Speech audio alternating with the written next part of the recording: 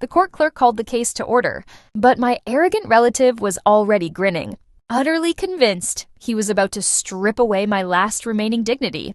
His high-priced attorney stepped forward, gesturing at me with utter contempt while declaring to the entire room that I was a complete failure who had manipulated an elderly relative for financial gain.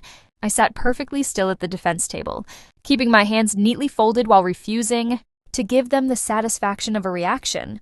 My legal counsel quietly stood up, holding a single dark wax-sealed folder, and requested permission to approach the bench for a private judicial inspection.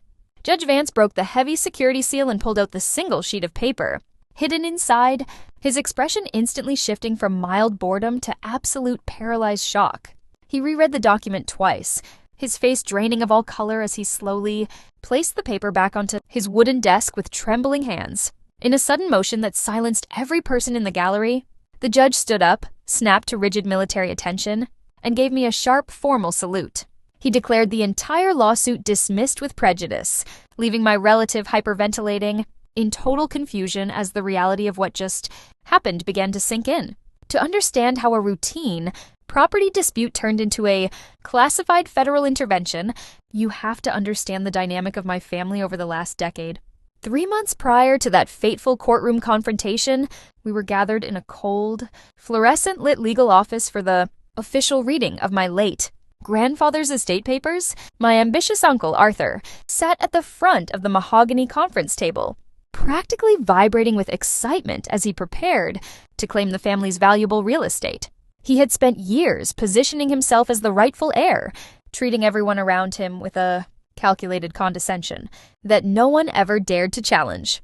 The estate lawyer methodically read through the preliminary clauses, assigning financial portfolios and liquid funds exactly as Arthur had anticipated. However, the energy in the room shifted dramatically when the attorney reached the final land disposition, which granted the historic family estate entirely to me. Arthur slammed his fists onto the table, his face turning bright red as he screamed that I had secretly coerced my grandfather into changing his final wishes. He pointed a finger at me, sneering about my low-paying government administration job in Washington, and claiming that a failure like me had no business owning such valuable property. For my entire adult life, my family firmly believed I was a low-level clerk sitting in a cramped cubicle, typing up basic records for a tiny municipal department. Every holiday dinner began with Arthur raising a glass to praise his own children's corporate success, followed immediately by a patronizing pity toast directed right at my seat. He would chuckle in front of everyone, making passive-aggressive comments about how sweet it was that I was content with a simple, insignificant life. I never corrected him because my actual profession was bound by strict federal non-disclosure laws that carried severe criminal penalties if breached. In reality, my quiet desk job was inside a windowless, high-security facility, handling critical national security threat assessments for the government. I did not spend my workdays managing basic spreadsheets. I analyzed active military intercepts and monitored high-risk network operations across the globe. Just months before the estate drama unfolded, my operational team intercepted a critical communication thread that prevented a massive international crisis. That precise intervention earned me a prestigious National Defense Medal, presented quietly in a secure facility with no public recognition or family celebration whatsoever. When Arthur officially filed his aggressive lawsuit to challenge the estate, his legal strategy depended on proving that I was financially unstable and professionally incompetent. He issued a broad court subpoena demanding my complete official employment records, fully believing that I would forfeit the house rather than expose my career. He assumed I was backed into a corner, convinced that my silence was proof of my vulnerability and desperation. What he failed to realize was that forcing a federal agency to respond to a court order would trigger a protocol he could never control. I met with my attorney, Nora, a former government legal advisor who understood precisely how to handle classified personnel disputes in civil courts. Instead of filing a motion to block his invasive subpoena, we submitted an urgent administrative request directly to my agency's legal department. I formally requested a certified top-secret judicial statement confirming my professional standing without disclosing sensitive operational details. The agency drafted a sealed executive document signed by the director, designed specifically for a private judicial review to protect national security protocols while establishing my total credibility. On the morning of the hearing, Arthur brought half the extended family to fill the gallery benches, treating the legal proceeding like a public victory lap. His lawyer stood before the bench, delivering a dramatic speech about how I was a total ghost with no verifiable credentials or respectable employment history. He argued that allowing a complete nobody to inherit such a significant property was an absolute travesty that needed immediate correction. I sat silently next to Nora, watching my relatives whisper and smile among themselves, completely unaware of the trap that was about to spring shut. When the bailiff presented the sealed black folder to Judge Vance, the atmosphere in the courtroom transformed from cheap theatrical drama to heavy, suffocating tension. The judge read the official declaration, recognizing my classified service record, along with my direct connection to critical defense operations that affected his own past service. He realized that the person sitting across from him was not an unstable slacker, but a highly decorated specialist working at the highest levels of national security. The sudden shift in authority was absolute, completely shattering the false narrative Arthur had constructed over the years.